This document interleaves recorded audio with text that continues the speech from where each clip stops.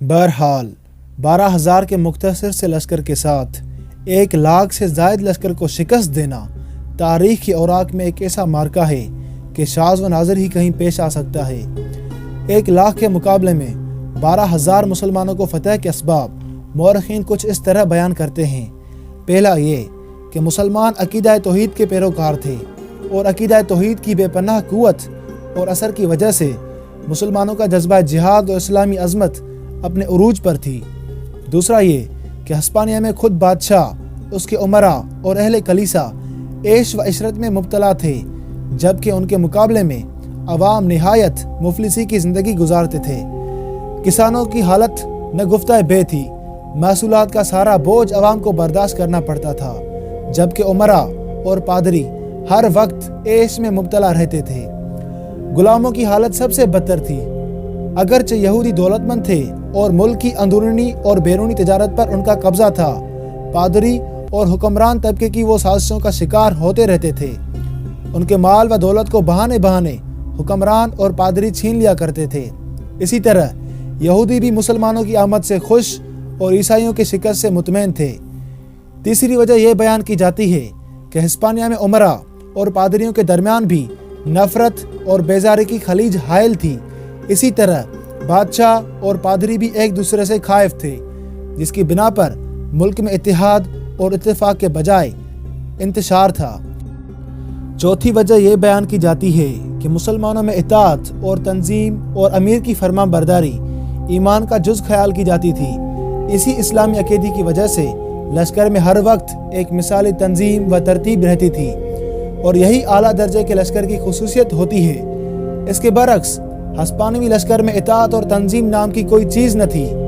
مورخین طارق بن زیاد کی فتح کی 5ویں وجہ یہ بیان کرتے ہیں کہ اخلاقی لحاظ سے مسلمان مجاہد اپنے حریف ہسپانوی لشکریوں سے بہت اعلیٰ تھے۔ وہ مسلمان متقی اور پرہیزگار تھے، اعلیٰ کردار رکھتے تھے۔ ان کے مقابلے میں ہسپانیہ کے لشکری عیش پسند و شراب کے رسیا سیاہ کار تھے اور ان کا کردار بڑا پست تھا۔ اسی لیے ان میں نہ حوصلہ تھا نہ جذبہ جان نثاری۔ دوسری طرف مسلمانوں میں شہادت کا بھی جذبہ ایسا تھا کہ موت سے بھی نہ ڈرتے تھے۔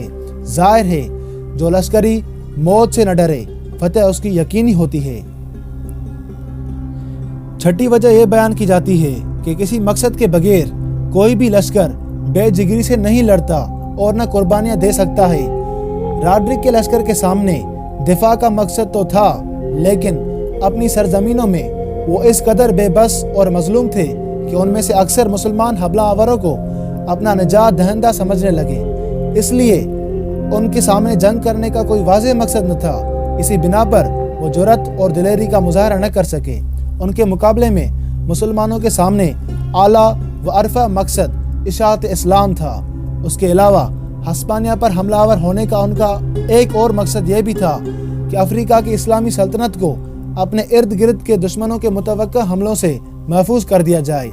ان عوامل کے علاوہ مسلمان لشکریوں کو ہسپانیہ والوں پر یہ بھی فوقیت تھی کہ اسلامی لشکر کا ہر سپاہی اسلامی تعلیمات و جذبہ ایمانی کی بدولت صبر و استقامت کا ایک مثالی پیکر تھا۔ ان کی یہ ثابت قدمی کامیابیوں کا ایک اہم سبب تھی۔ اس کے مقابلے میں ہسپانیہ والے ایسے جذبوں سے محروم تھے اور عرب اور بربر جنگجو قومیں تھی۔ ان کا طریقہ جنگ ہسپانوی لشکر کے طریقہ جنگ پر ہر طرح سے فوقیت رکھتا تھا۔ اس کے علاوہ مسلمانوں کا طریقہ جنگ جارحانہ تھا، جبکہ ہسپانیہ والوں کا مدافعانہ۔ دوسرے الفاظ میں مسلمان حملہ کرتے تھے، جبکہ ان کے مقابلے میں ہسپانیہ والے زیادہ تر اپنے دفاع پر ہی محدود رہتے تھے۔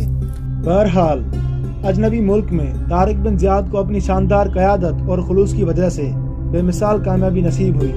اس جنگ میں جہاں طارق بن زیاد نے دشمن کے 1,00,000 کے لشکر کو تباہ و برباد کر کے رکھ دیا، وہاں 3,000 مسلمان بھی اس جنگ میں شہید ہوئے۔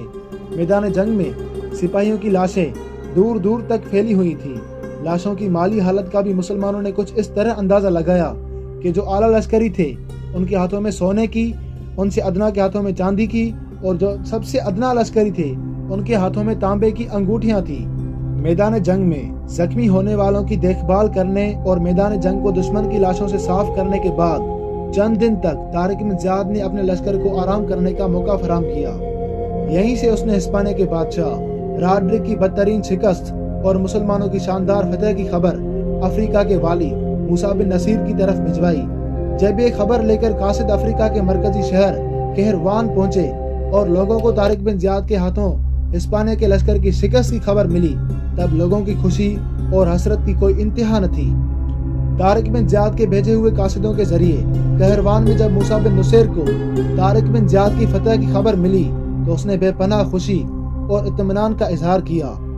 کچھ قاصد اس نے ہسپانیہ طارق بن زیاد کی طرف بھیجے اور اس فتح پر اسے مبارکباد دی۔ ساتھ ہی اس نے تیز رفتار قاصد عالم اسلام کے خلیفہ ولید بن عبد الملک کی طرف دمشق میں روانہ کیے اور اسے اس فتح کی اطلاع دی۔ کہتے ہیں جب یہ فتح کی خوشخبری دمشق پہنچی تو وہاں بھی لوگوں کی خوشی اور ان کے حسرت بھرے جذبوں کی کوئی انتہا نہ تھی۔